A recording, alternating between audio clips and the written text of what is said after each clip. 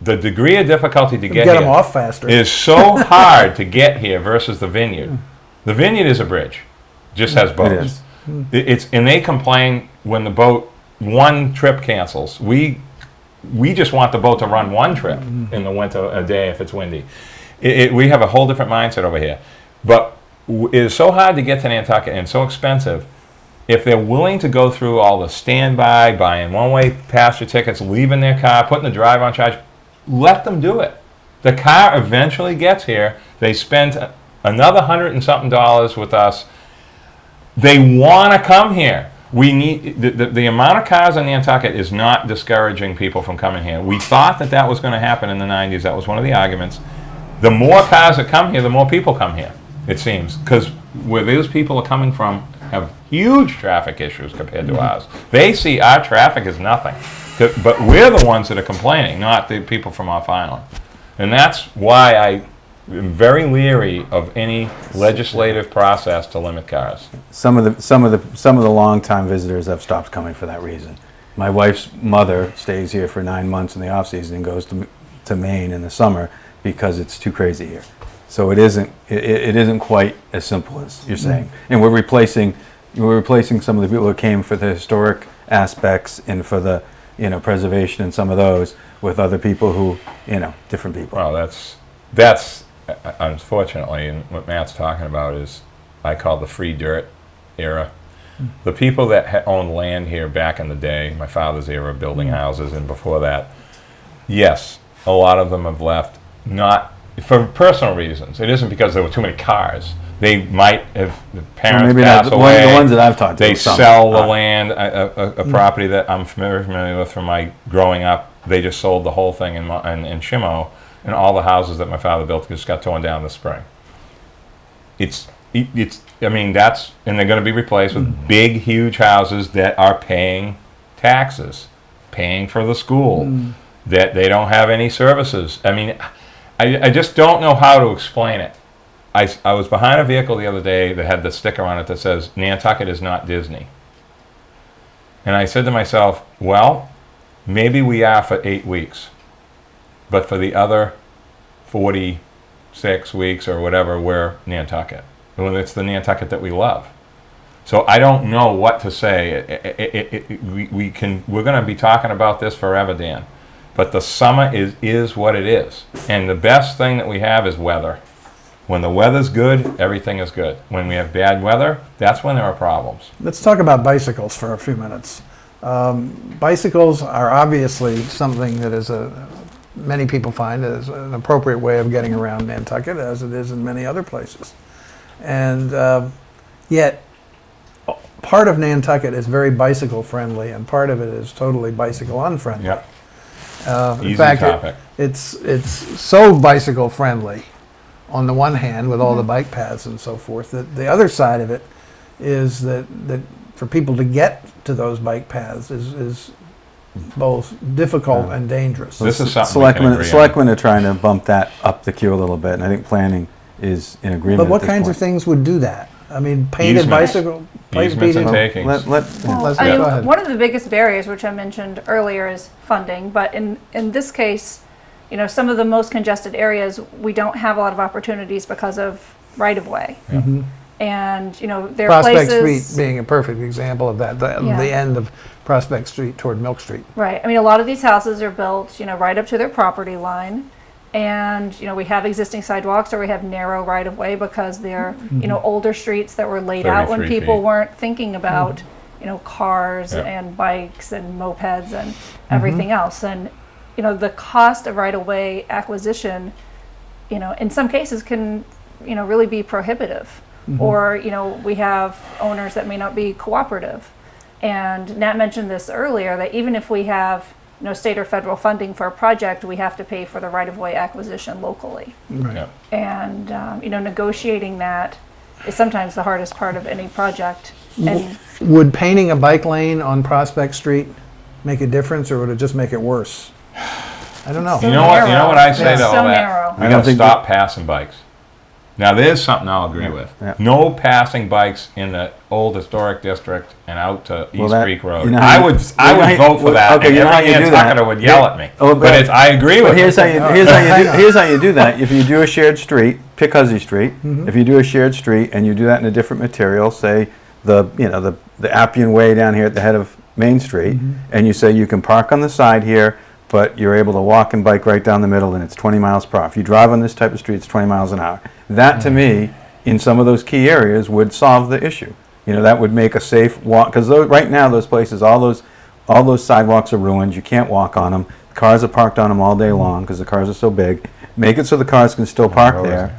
And the road is narrow and the cars are bigger. About 15 years ago, we surveyed the whole town. We ended up with 3 roads where the cars could put one thing up on the sidewalk, and that was the rule. I asked Chief Pittman 2 years ago, geez, do you still have a list? No one knew what we were talking about. So what it turned from 3 streets has turned into 30 streets where cars park on, even when they don't have to. Across from American Seasons, the cars park right up on that. There's plenty of width there. All the way up, they park on the sidewalk, all the way up Center Street, ruining the sidewalks. That's because they've lost $300 mirrors. Well, whatever reason. That's the problem. No, I understand, but shared streets would go a long way, in my mind, to delineate them well, would go a long way to doing what Nat's saying downtown. Cliff Road should be a shared street. We should fix the sidewalk on one side of it, put a bike lane on the other side. And people don't want to do this because we're taking parking away. Geez, if we charged for it and built a parking garage, we could take 20 spots away and have more bike paths and link. And I think Toby's done a great job bringing it to the forefront. I think we need to link out 3 or 4 different directions and make it safe. What about the idea that you mentioned before of an Aspen, of basically shutting a street? I didn't mention that. That was Matt. I've never been to Aspen. No, Matt did. I'm sorry. That's Matt. okay. Yeah. That's what, when you talk to the consultants and you talk about the traffic numbers, that's the fear that they have, is that, there are plenty of examples. Boulders had to do the same thing. When you get to a certain level where it is complete gridlock, you start to just leave the car, you have to limit the cars out to the outside. And so, when the NRTA can't run on time, when the taxis can't do their job, all of a sudden you need to take a separate ingoing street, a separate outgoing street, which makes the traffic for everybody else even worse. So in some ways, we need to get a handle on some of this ourselves, or it's going to happen to us. I'm sorry, Dan. Go ahead. You looked at me and I kind of just... You just got... I'd like to try to... Let's single out something. Matt's talking about sidewalk parking. 50 years ago, in the Looking Backward column, Sid Killen was the chairman. Somebody came in on Fair Street and said, I want the cars off the sidewalk, and he said, that's how we do it around here. I love the old days. The tap room, everything was done really quick. Today it's different. Things have to be done legally, okay? Everything is complicated looking, but it's because everything is done legally today. We just did things in the past. Is it legal to park on sidewalks? It's the way we've always done it. No, but I'm saying, the question is, what I'm getting to is India Street and Gardner Street. Take those 2 streets and just forget everything else for 5 minutes. Gardner Street, the answer to Gardner Street is to drop the curbing down to 1.5 inches, fix the bricks, get rid of the signs that are all taking up the space, and the telephone poles, and drive on and off the sidewalk, which we have to do, but make it easier, okay, especially down by number 18 and 20. India Street needs a European flush sidewalk on the left that's pitched to the road so the water doesn't go against the buildings, and that's it. There's nothing else wrong with it. The parking on the sidewalk has to happen because, as Leslie said earlier, if the layout of these roads was done for horses and dirt, there were no cars. The houses were built very big and close to the road. They didn't have cesspools. They had outhouses, and then they went to sanitary sewer. That's why our houses are like they are today in town. So we sort of are dealing with something hundreds of years ago, which we should preserve. Okay? I am all for sharing the road. It's the mindset of the driver that's the problem. Why are people passing cars on passing bikes on Washington Street? Every time I see someone pass a bike on Washington Street, I want to honk my horn and start yelling out the window, because the bicycle's going to end up beating that car anyway. It's ridiculous. So it's the drivers that need to be trained or educated. It isn't the bicycle and the town not doing enough. in my opinion. Unfortunately, we have to wrap up this discussion. So I'm going to ask you, Leslie, do you have any last thoughts about this traffic issue and where it should go in terms of dealing with what is perceived as by some as a major problem and by others as a necessary evil? Well, I like that phrase, a necessary evil, because I think that it is, but I think there are also things that we could do as a community to mitigate it. Yeah. And, that may involve people spending money Except for 5 o'clock. that, they be may not after want to 5. part with. But if we want to, change things, we have to take action. We can't just sit around and complain about it and then do nothing. Matt?